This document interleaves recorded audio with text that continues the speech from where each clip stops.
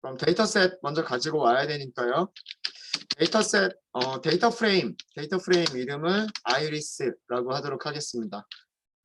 저것도 C본에 저기 예제 데이터셋이 있어요. 그래서 load 데이터셋 이렇게 하시면 되고요.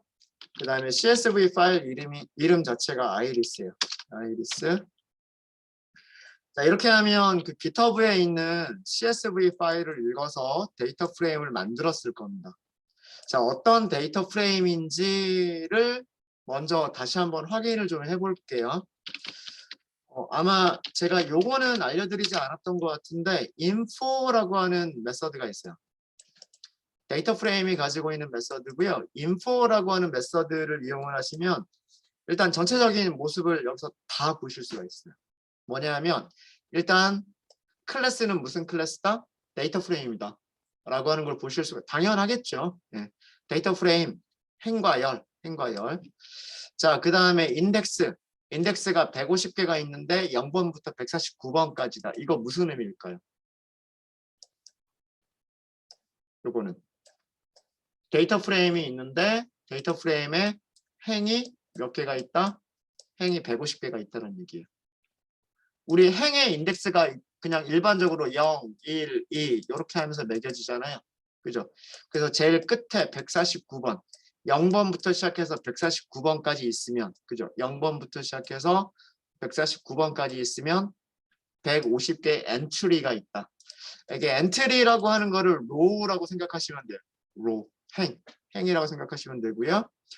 그 다음에 데이터 컬럼은 전체 몇 개가 있다? 컬럼이 5개가 있다라고 하는 걸 보여주고요.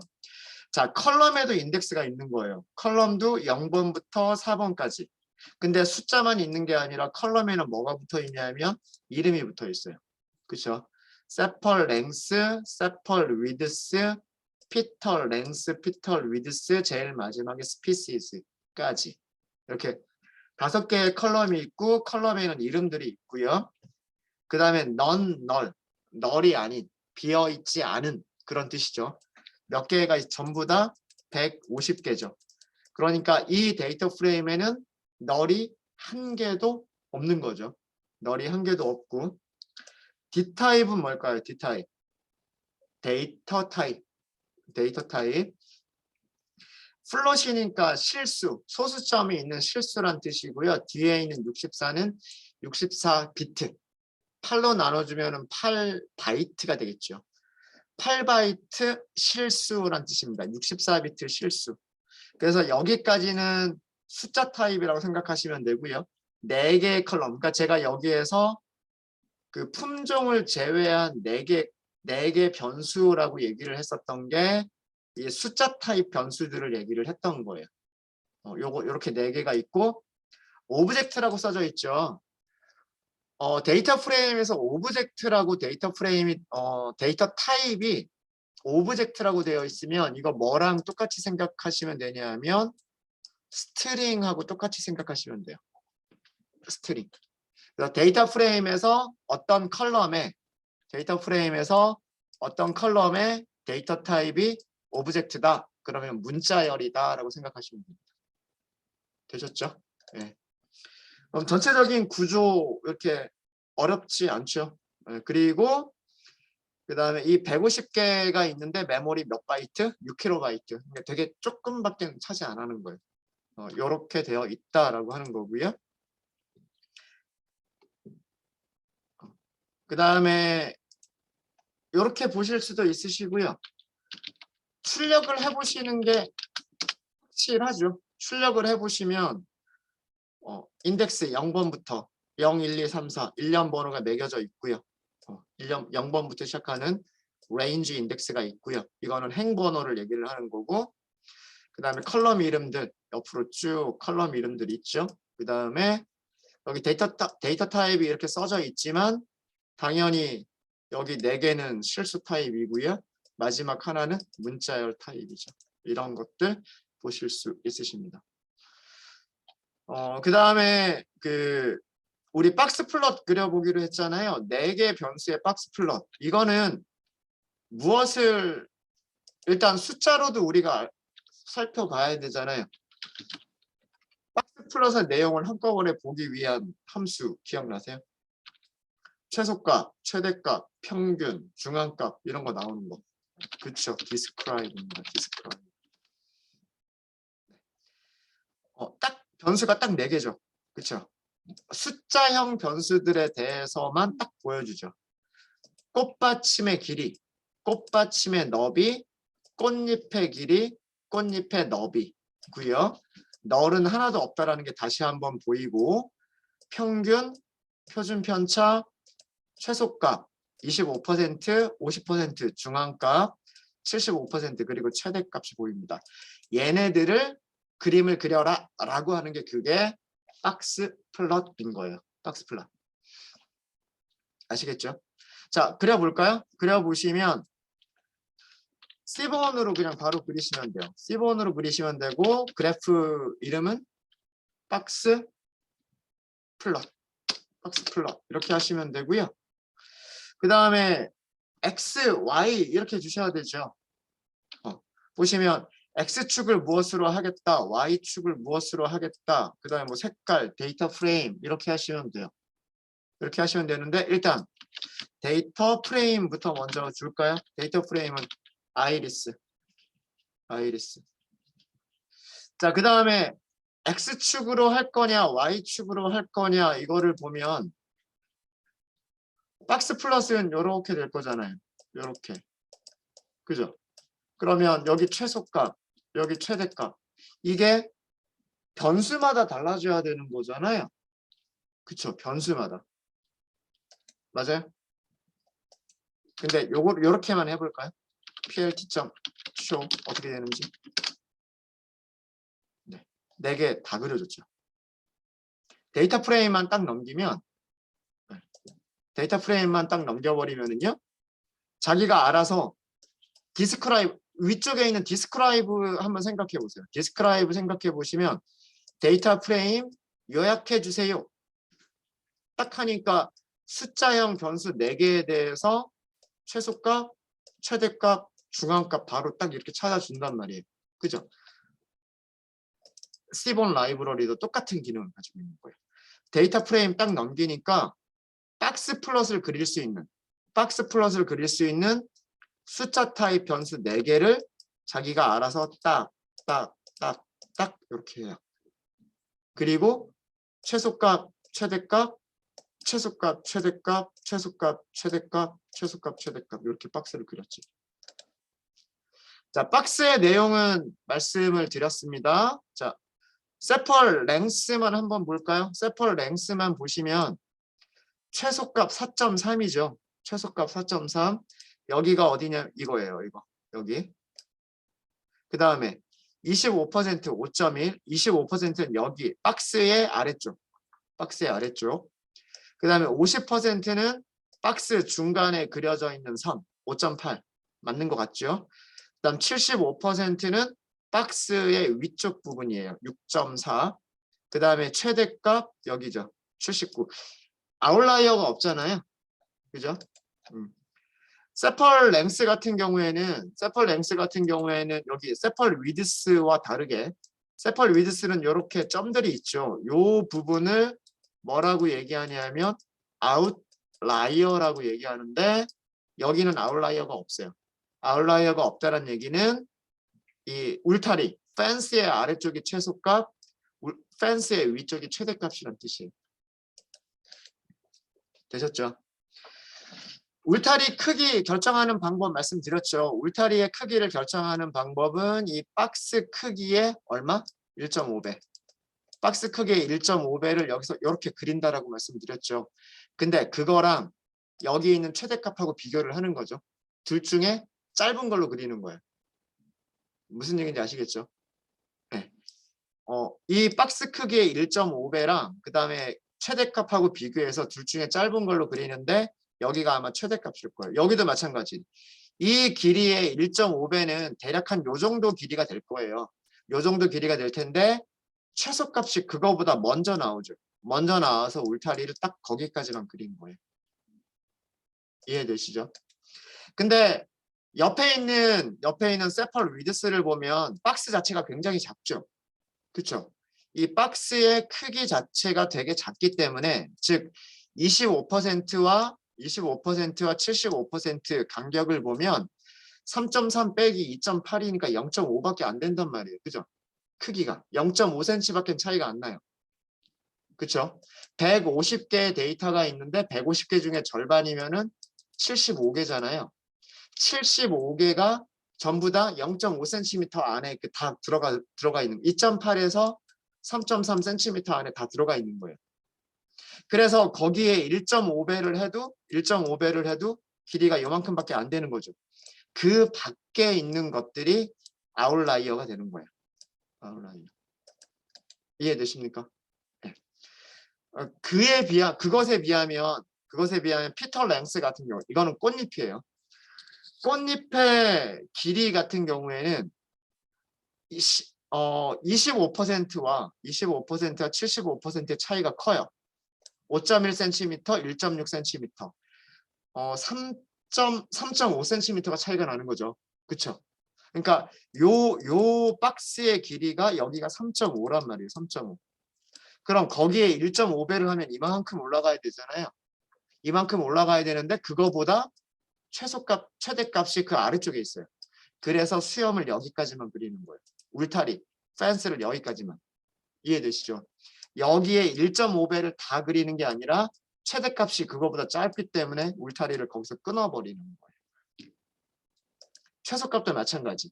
원래 요 길이의 1.5배만큼 펜스를 이렇게 쳐야 되는데 그것보다 최소값이 그 안쪽에 들어와 있기 때문에 펜스를 여기서 울타리를 여기서 딱 끊어버리면 돼. 그게 박스 플롯입니다. 되셨죠? 네. 우리가 이거를 매트플러립으로 하려고 했었으면 컬럼 4개를 따로 해가지고 X축에다가 다 설정을 해야 됐었을 거예요. 근데 그럴 필요 없이 데이터 프레임만 넘겨도 이렇게 바로 그려줍니다. 됐죠?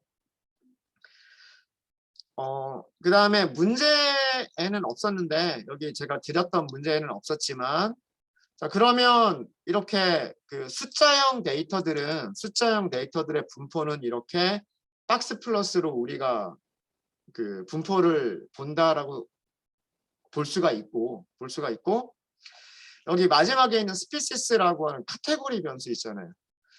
스피시스는 카테고리 변수는 어떻게 볼까라고 하는 거죠. 어떻게 볼 수 있을까요? 빈도수로 볼 수가 있겠죠. 빈도수는 뭐죠? 카운트, 개수를 세는 거잖아요. 그럼 무슨 플롯?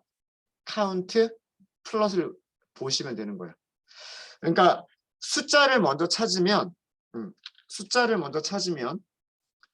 아이리스 데이터 프레임에서 스피시스라고 하는 컬럼의 value 카운트를 먼저 계산을 해보면 세토사, 벌시컬러, 버지니카 마침 50개씩만 있는 거죠. 그렇죠?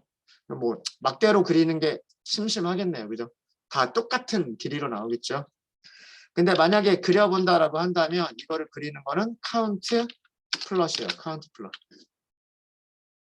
X축을 품종으로 놓으면 되겠죠. X축을 스피시즈라고 하는 품종을 놓으면 이게 컬럼 이름입니까? 컬럼 이름. 그 다음에 데이터 프레임 이름이 아이리스죠. 데이터 프레임 아이리스. 이렇게만 하시면 네. 똑같아요. 다. 품종별로 개수가 다르지 않고요. 품종별로 개수가 다르지 않고 전부 다 세토사 50개, 벌시컬러 50개, 버지니카 50개라고 하는 거를 보실 수가 있어요. 그러니까 요거는 별로 재미는 없어서 제가 문제로는 드리지 않았던 거고요. 됐죠? 네. 자, 그 다음 문제는 뭐였었냐면 품종별로 박스 플러스를 다르게 그려보자. 그러니까 지금 여기 그린 거는 이 위쪽에 그린 랭스, 꽃받침의 길이, 꽃받침의 너비, 꽃잎의 길이, 꽃잎의 너비, 가로 길이 이거를 그려봤는데 얘네들은 이 품종별로 우리가 구별이 안 돼 있는 상태란 말이에요. 그러니까 150개 전체를 그 최소값부터 최대값까지를 한 건데, 만약에 우리가 이거를 품종이 3개가 있으니까 예를 들어서 이렇게 나눠가지고 이렇게 나눠가지고 여기는 세토사만, 여기는 벌시컬러만, 여기는 버지니카만 이렇게 해서 각각 세토사의 꽃받침의 박스 플롯, 그 다음에 버지니카의 꽃받침 꽃잎의 박스 플롯, 그 다음에 이게 버지니카죠. 벌시컬러, 버지니카 이렇게 각각, 그러니까 여기에 박스가 4개가 나오는 거고요. 여기에 박스가 4개가 나오는 거고, 여기도 박스가 4개가 나오는 거고, 여기도 박스가 4개가 나오게끔 이렇게 그려보면 품종별로 최소값, 최대값이 뭐 달라지느냐라고 하는 것을 확인해 볼 수 있겠다라고 하는 거죠. 자, 그거는 카테고리 플러스를 그려주시면 돼요.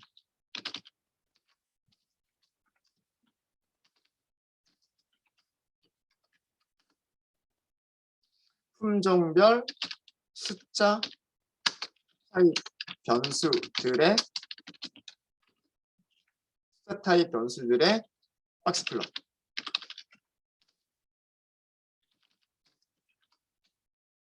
카테고리 플롯이라고 해주시면 되고요. 카테고리 플롯이라고 해주시면 되고, 자, 데이터 프레임을 아이리스, 우리 이렇게만 하니까 데이터 프레임만 주니까 하나, 둘, 셋, 4개 다 그려줬잖아요.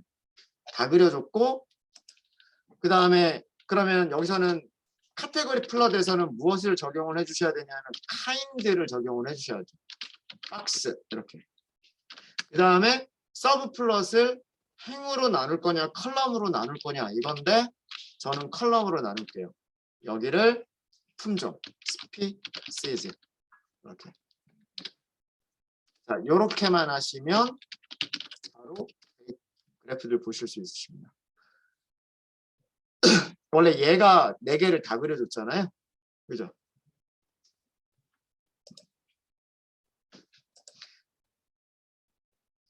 박스 플롯 그려주세요. 아이리스 데이터 프레임에. 이렇게만 하면 하나, 둘, 셋, 4개의 박스를 다 그려주잖아요. 그렇죠? 자, 세토사 볼게요. 세토사는 꽃받침, 꽃잎, 꽃받침의 길이, 꽃받침의 너비, 그 다음에 꽃잎의 길이, 꽃잎의 너비 이렇게 분포하고 있고요. 그 다음에 벌시컬러는 요 사이에서 분포하고 있고요. 버지니카는 요 사이에서 분포하고 있어요. 최소값과 최대값만 한번 비교를 해볼게요. 끝에서부터 갈게요. 꽃잎만 볼게요. 꽃잎의 위드스만 볼게요. 꽃잎의 위드스만 보면 자, 여기에 최소값, 이게 최소값이에요. 여기가. 그 다음에 최대값은 요 정도, 여기 아웃라이어까지 생각해서 여기가 최대값 한 요 정도가 되겠죠. 요 정도가 될 거고요. 얘는 세토사. 자, 그 다음에 벌시컬러를 볼게요. 가운데 있는 벌시컬러를 볼게요. 벌시컬러의 최소값 보면 안 겹치죠. 그 최소값 안 겹치죠. 그 다음에 최대값 당연히 이것보다 더 위쪽에 있을 거고. 자, 그 다음에 버지니카 마지막 3번째 품종을 볼게요. 버지니카 보면 최소값이 조금 겹치는 부분 안에 들어가네요. 최대값이 이렇게 있고요. 그죠? 자, 이 얘기는 무슨 얘기냐면, 이 얘기는 우리가 꽃잎의 너비만 우리가 측정한 데이터를 보면 적어도 세토사는 구별할 수 있다는 얘기예요. 세토사의 최대값이 다른 벌시컬러나 버지니카의 다른 것과 그 영역 안에 겹치는 게 없잖아요. 그렇죠? 그러니까 다르게 얘기하면 세토사라고 하는 꽃이 가장 작은 꽃인 거예요. 아이리스라고 하는 그 꽃잎의 품종들 중에서 이 세토사라고 하는 품종이 꽃잎의 너비나 꽃잎의 길이를 보면 되게 꽃이 작은 그런 녀석들이고 벌시컬러와 버지니카는 세토사에 비해서 좀 꽃잎이 좀 큰 그런 품종이다라고 하는 거예요. 그런 것들을 이렇게 시각적으로 이렇게 바로바로 보실 수가 있으신 거예요. 랭스 볼까요? 랭스 보시면 랭스의 최대값 볼게요. 여기 랭스 최대값. 그 다음에 여기서는 랭스 최소값 볼까요? 안 겹쳐요. 안 겹치죠. 그 다음에 여기 최대값하고요. 여기 최대값하고 여기 최소값, 여기는 좀 겹치죠. 요만큼이 겹치고 있네요. 요만큼이 겹치고 있고 그 다음에 최대값 요렇게 보실 수 있으시겠죠. 그러니까 적어도 이쪽에 있는 녀석들은 버지니카가 확실하다라고 하는 거고 이쪽에 있는 녀석들은 벌시컬러가 확실하다라고 하는 거고 요 사이에 있는 녀석들은 벌시컬러일까 버지니카일까가 조금 애매한 녀석들인 거다라는 얘기죠. 네. 그런 것들을 이렇게 박스 플러스로 우리가 확인해 볼 수가 있는 겁니다. 그러니까 이거를 나눠서 그려본 이유가 우리가 머신러닝에서 궁극적으로 하려고 하는 게 이거거든요. 그 숫자들만 가지고서 꽃잎의 길이, 꽃잎의 가루 길이라고 하는 이 숫자들만 가지고서 예측할 수 있겠느냐. 사진 보지도 않고 이 길이 측정한 것만 보고서 꽃잎이 세토사인지 벌시컬러인지 버지니카인지 예측할 수 있겠느냐. 예측하는 어떤 그런 수학 공식 같은 것들을 만들어낼 수 있겠느냐. 그게 머신러닝인 거예요. 인공지능 알고리즘이라고 하는 게 별다른 게 아니고 이렇게 주어진 데이터들을 학습을 해서 어떤 녀석들이 세토사고 어떤 녀석들이 벌시컬러고 어떤 녀석들이 버지니카냐 이런 것들을 분류해낼 수 있는 알고리즘을 찾는 과정이 그게 머신러닝인 거예요. 머신러닝. 빅데이터 분석은 이런 식으로 데이터를 가지고 와서 데이터들을 뭐 숫자들을 찾아보고 그 다음에 시각화를 해보고 이런 여러 가지 뭐 통계값들을 계산해보고 이런 과정을 통해서 어떤 인사이트를 얻는 과정이 빅데이터 분석이라고 얘기를 할 수가 있고요. 그 다음에 이런 그 분석을 통해서 그 다음에 모르는 데이터가 들어왔을 때 어떤 여기까지는 알려진 데이터고 그 다음에 모르는 데이터가 왔는데 랭스가 피터 위드스가 여기에 있었어요. 그러면 그런 꽃은 벌시컬러 버지니카는 요 위치에 있는 게 없잖아요. 그 알려진 데이터들 중에서는. 그죠? 그러면 그 꽃은 세토사다라고 예측을 해볼 수가 있을 것 같다. 뭐 그런 게 머신러닝이라고 생각하시면 돼요. 자, 이렇게 해서 여기까지 그려봤고요. 그 다음 뭘 했나요? 요거죠. 자, 이거는 그 어제도 과제로 드렸던 건데 어제는 매트플러림만 가지고 했었던 거고요. 이번에는 시본 라이브러리를 이용하면 자, 스캐터 플롯입니다. 여기서는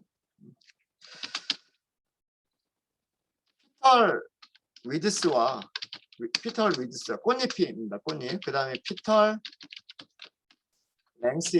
랭스의 스캐터 플롯을 그려보자 라고 한 거고요. 스캐터 플롯을 그려보자 라고 한 거고 여기다가 그 품종별로 색깔을 다르게 해보자 라고 하는 게 문제였었어요. 스캐터 플롯은 함수 이름 자체가 스캐터 플롯이에요. 스캐터 플롯. 자, 그러면 얘가 x좌표, 얘가 y좌표라 그랬어요. 그럼 x좌표는 p, 털, 랭스 이렇게 할 거고요. 그다음 y좌표는 p, 여기 스펠링 틀렸네요. 피털 위드스 이렇게 하면 되고 데이터 프레임 이름은 아이리스. 자, 일단 여기까지만 그리면 plt.air이 show 이렇게 그려주면 다 그려버리는 150 여기 점의 개수는 150개일 거예요. 물론 겹치는 녀석들도 있겠지만 X좌표가 꽃잎의 랭스 길이고요. 길이여서 1부터 7까지예요. 1부터 7까지. 그 다음에 Y좌표가 꽃잎의 너비예요. 이쪽이 길이고 이쪽이 너비죠. 그래서 너비가 조금 짧아요. 이게 좀 짧습니다. 자, 이런 거고 이런 변수 이름들은 컬럼 이름들은 아이리스라고 하는 데이터 프레임에 이렇게 있는 거고요. 자, 이거는 색깔별로 표시가 안 돼 있는 거고요. 자, 품종별로 색깔을 다르게 이거 그룹핑 하란 얘기죠. 품종별로 그룹핑 해라. 그룹 바이를 해라란 얘기고 그때 사용하는 변수 이름은 슈라고 하는 변수가 있어요. 슈. 그래서 이거를 품종이니까 스피시즈라고 하시면 돼요. 이거 하나만 더 넣어주시면 됩니다. 오전에도 설명을 드렸지만 딱 놓고 보면 세토사는 분류하기가 굉장히 쉽고요. 세토사는 분류하기가 되게 쉽고 그 다음에 대략 뭐 요런 정도로 생각을 하면 이쪽에 있는 녀석들은 100% 벌시컬러, 이쪽에 있는 녀석들은 100% 버지니까 중간에 있는 녀석들이 약간 애매한 녀석들. 벌시컬러인지 버지니카인지가 조금 애매한 그런 크기의 꽃잎들인 거죠. 네. 그러니까 눈으로 보면 그 꽃의 모양이 완전히 달라서 다른 품종이라고 구별할 수도 있겠지만 단순하게 센티미터 길이 그 다음에 세로 길이 가로 길이 뭐 이렇게 그것만 이렇게 딱 잰 걸로만 보면 약간 애매한 그런 그 모습을 보실 수가 있으실 겁니다. 네, 어때요? 한 줄이면 끝나버렸죠. 요거 하기 위해서 우리 반복문 썼었잖아요. 스캐터 이렇게 3번 하는 반복문 썼었죠. 그죠? 네, 그게 이렇게 아규먼트 하나로 끝나버립니다. 아규먼트 하나로. 이거를 제가 문제에는 없었지만 그 꽃잎이 아니라 꽃받침 여기 세펄이라고 하는 게 있었어요. 세펄. 꽃받침으로 하면 어떻게 될까요? 한번 해볼까요? 일단 위쪽에서 그 분포를 한번 보시면 자 여기가 최소값 그죠? 여기가 최대값. 근데 이게 세토사고요. 세토사고 벌시컬러 이게 최소값. 그죠? 그 다음에 여기가 최대값. 이게 벌시컬러고요. 벌써 겹치는 게 많죠. 그죠? 그렇죠? 이 얘기는 무슨 얘기냐면 꽃받침을 가지고서는 아마 이 점들이 되게 겹쳐 보이는 녀석들이 많지 않나라는 건데 그거는 한번 그려보시면 돼요. 문제는 없었지만 한번 그려보도록 하겠습니다. 네. 문제는 없었지만 꽃받침이라고 하는 게 세펄이고요. 세펄. 위드스를 Y축으로 놓을게요. 그 다음에 세펄 랭스를 X축으로 놓겠습니다. 이렇게 해서 역시 마찬가지로 스캐터 플롯 그리고요. 그 다음에 역시 마찬가지로 품종별로 색깔을 다르게 시각화를 한번 해보도록 할게요. 스캐터 플롯이라고 하시면 되고 자 이번에는 X를 세펄 랭스 이렇게 하시면 되고요. Y축을 세펄 위드스 이렇게 하시면 되고요. 맞죠? 네, 이렇게 하시면 되고 그리고 데이터 프레임은 아이리스 큐 색깔을 똑같이 스피시즈라고 하시면 돼요.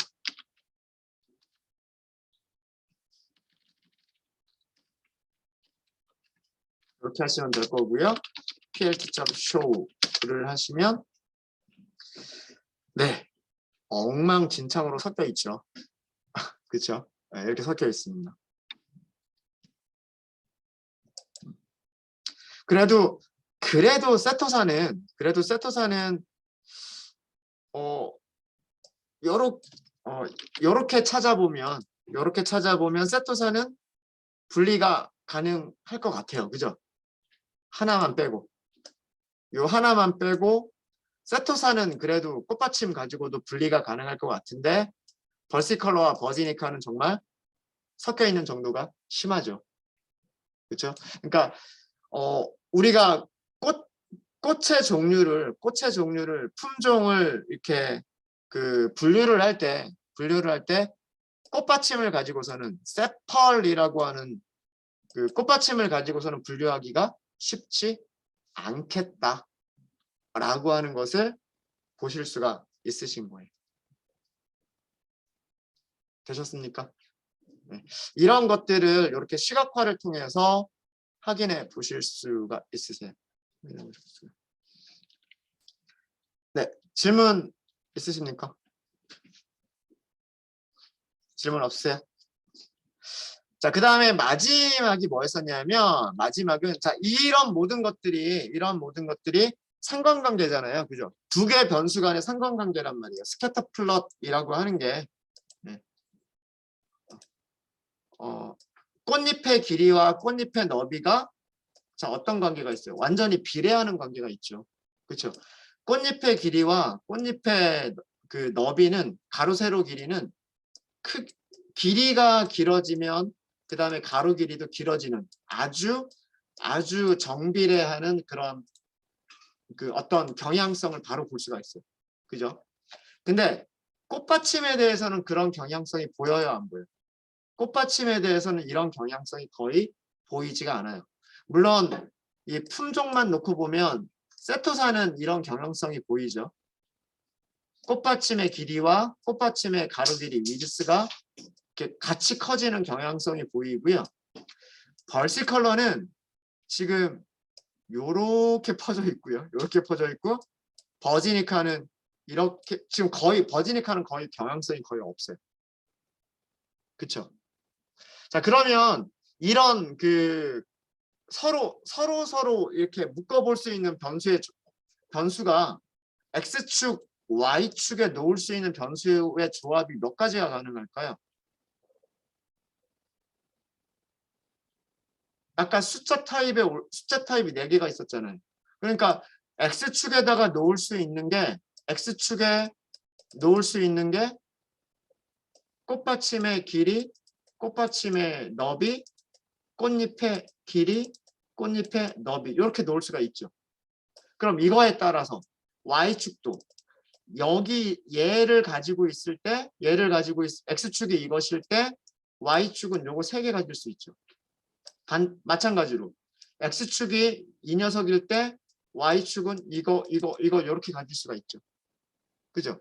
그러니까 경우의 수가 4, 3, 12, 12개? 이렇게 그래프를 그릴 수 있는 게 아마 12개의 그래프를 그릴 수가 있을 거예요. 산점도 그래프를. 전부 다 그리자면. 무슨 말인지 이해되십니까? 그거를 자동으로 해주는 게 뭐냐면 그게 페어플롯이에요. 페어플롯 그리는 방법 그렇게 어렵지 않고요. 페어플롯이라고 하는 함수가 있어요. 여기에다가 데이터 프레임 아이리스 라고만 주시면 이거 한번 해볼까요?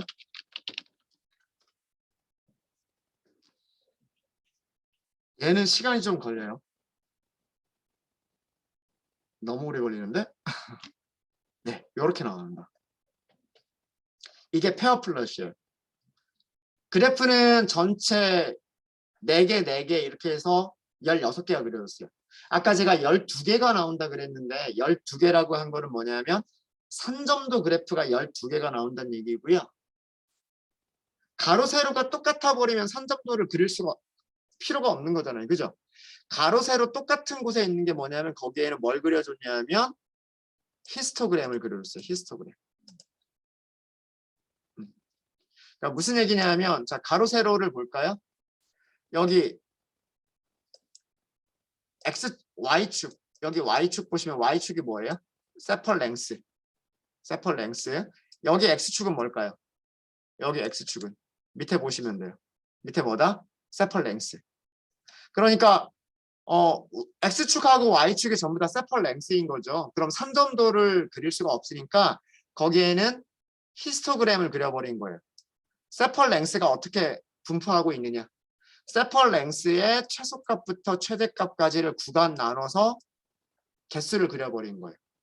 개수를 그려버린 거고 그 옆에는 뭘까요? 그러니까 여기 있는 Y축은 전부 다 꽃잎의 길이에요. 꽃잎의 길이고 그럼 여기는 아마도 여기는 세펄 위드스일 거예요. 그리고 아마도 여기는 피털 랭스일 거고 여기는 피털 위드스일 거예요. 그러니까 꽃받침의 가로 길이와 꽃받침의 세로 길이 우리 아까 그렸을 때 정말 경향성 보이지 않았던 그 녀석이고요. 꽃잎의 길이와 꽃잎 확실치는 않아요. 밑에 한번 볼까요? 네. 아, 랭스 맞군요. 여기 피털 랭스 맞죠? 네. 꽃잎의 길이와 그 다음에 꽃받침의 길이를 같이 표현을 한 거예요. 지금 여기서는 꽃잎의 길이와 꽃받침의 길이를 같이 표현한 거고요. 그 다음 이쪽에서는 꽃잎의 너비와 그 다음에 여기서는 꽃받침, 세펄의 랭스, 길이를 그린 거예요. 이렇게 하니까 뭔가 약간의 경향성들이 좀 보이죠. 경향성들이. 네. 여기는 요런 것과 요런 경향성이 보이고요. 여기도 이런 것과 요런 경향성이 같이 보이고 있죠. 물론 여기도 뭐 억지로 찾아보자면 요런 어떤 그런 모습들이 보이기는 보여요. 이게 그러니까 모든 변수들의 x, y를 다 조합해서 모든 연속형 변수들 간의 상관관계 스캐터 플롯을 다 그려주는 게 바로 그 페어 플롯이라고 하는 겁니다. 되셨죠? 자, 이렇게 그리실 수도 있으시고요. 이렇게 그리실 수도 있으시고 저기다가 아규먼트를 하나 더 주실 수가 있으세요. 데이터 프레임 말고 자 여기에 뭐가 있냐면 슈가 있어요. 슈가 그 채워주는 색깔이라고 말씀드렸잖아요. 채워주는 색깔을 카테고리 변수 품종별로 한번 그려보는 거예요. 품종별로. 자 이렇게 그려보면 얘가 시간이 오래 걸리는 이유가 그래프를 전부 몇 개를 그려야 되니까 16개를 한꺼번에 그려야 되니까 얘가 시간이 조금 오래 걸리는 거예요. 얘가. 자, 이렇게 그려집니다. 이렇게. 똑같은 내용이에요. 색깔, 죄송합니다. 색깔이 들어간 것 뿐이고요. 색깔이 들어간 것 뿐이고 똑같은 내용들이 보여지고 있는데 일단 파란색은 세토사, 주황색은 벌시컬러, 그 다음에 초록색은 버지니카라고 하는 거고요. 그럼 색깔 보면 딱 보이죠? 보이고 그럼 아까 그 히스토그램이 보였던 부분이 히스토그램을 어떻게 그린 걸까요? 히스토그램도 품종별로 따로 그린 거예요. 무슨 말인지 아시겠죠? 자, 여기 피털 위드스, 여기도 피털 위드스. X축과 Y축이 똑같은 변수란 말이에요. X축과 Y축이 똑같은 변수인데 여기를 그 히스토그램을 그리면 히스토그램이 나왔을 거 아니에요. 그죠? 그러니까 막대 그래프가 이렇게 이런 막대 그래프가 나왔을 거 아니에요. 근데 그 막대 그래프를 품종별로 따로 그린다고 생각해 보세요. 세토사에 대해서만 막대 그래프를 따로 그린 거고요. 벌시컬러에 대해서만 막대 그래프를 따로 그린 거고 버지니카에 대해서 막대 그래프를 따로 그린 거예요. 근데 막대 그래프가 아니라 막대 그래프를 부드럽게 이어버린 거죠. 무슨 얘기냐면 여기를 요렇게 부드럽게 요렇게 이어버리면 무슨 얘기인지 아시겠죠? 여기도 요렇게 이어버리면 이게 아까 그 모습이잖아요. 그쵸? 색깔 없이 모든 히스토그램을 막대가 아니라 부드럽게 연결한 곡선으로 그릴 수가 있는 거예요. 부드럽게 연결한 곡선으로 그릴 수가 있는데 그 부드럽게 연결한 곡선을 품종별로 따로 그려버린 거죠. 그러니까 히스토그램이에요. 결국 이것도 히스토그램의 일종인 거예요. 정확하게는 얘는 density plot이라고 얘기를 합니다. 밀도 그래프라고 그래서 density plot이라고 얘기를 하는데 뭐 어쨌든 그 어느 구간 안에 있느냐, 데이터들이 어느 구간 안에 많이 있고 어느 구간 안에 적게 있느냐 이런 것들을 보여주는 히스토그램과 비슷한 그런 그래프입니다. 그래서 딱 슈 하나만 딱 더 주니까요. 더 주니까 이런 것들을 볼 수가 있고요. 자, 그러면 우리가 데이터를 분류를 할 때 보면 이렇게 나눠주면 되게 쉽게 분류가 되겠다라고 하는 게 보이죠. 그 다음에 얘를 통해서도 분류하는 게 그렇게 어렵진 않겠다라고 하는 게 보여요. 그죠? 그러니까 세펄 위드스와 피털 위드스를 가지고 두 개의 값만 알아도 분류가 꽃들을 분류하는 게 어렵지 않겠다라고 하는 게 그래프로 보이고요. 피털 랭스와 피털 위드스를 가지고 꽃잎들을 구별하는 것도 어렵지 않고 세펄 위드스와 피털 위드스를 가지고 꽃잎들을 구별하는 것도 어렵지 않겠다라고 하는 게 보이죠. 근데 아까도 말씀드렸듯이 지금 이런 경우를 보면 여기는 분류가 가능할 것 같긴 하지만 이렇게는 분류가 가능할 것 같긴 하지만 여기는 정말 분류하기 힘들겠죠. 그렇죠? 세펄 랭스와 세펄 위드스를 가지고서는 꽃들의 품종을 분류하기가 그렇게 쉽지 않을 것 같다라고 하는 게 선점도 그래프에서 보이는 겁니다. 보시면 그리고 히스토그램, density 플롯을 보시면 이렇게 겹쳐있는 부분이 굉장히 많아요. 겹쳐있는 부분이 많다는 얘기는 품종들을 구별하기가 쉽지가 않다는 얘기고요. 품종들을 구별하기 쉬운 부분은 이거죠, 이거. 그렇죠. density 플롯만 봐도요. 겹치는 부분이 요거밖에 안 돼요. 전체 150개 중에서 몇 개 안 되겠죠. 그렇죠. 예. 게다가 세토사 완벽하게 분리되고요. 세토사 완벽하게 분리돼요. 벌시컬러와 버지니카만 약간 겹치는 부분이 있을 거예요. 그래서 분류를 하는 머신러닝 인공지능을 만들어 보면 오차가 생길 수 있는 부분들이 요 두 개의 품종. 벌시컬러와 버지니카에서 오차가 조금 많이 생길 거고요. 세토사는 거의 오차 없이 분류를 해내실 수가 있으실 겁니다. 네, 혹시 질문 있으실까요? 잘 되시나요? 네. 그래서 그 Seaborn 라이브러리를 전체적으로 한번 저희가 복습 한번 해봤습니다. 아이리스 데이터셋을 가지고서. 질문 없으시면 잠깐 쉬었다 할까요?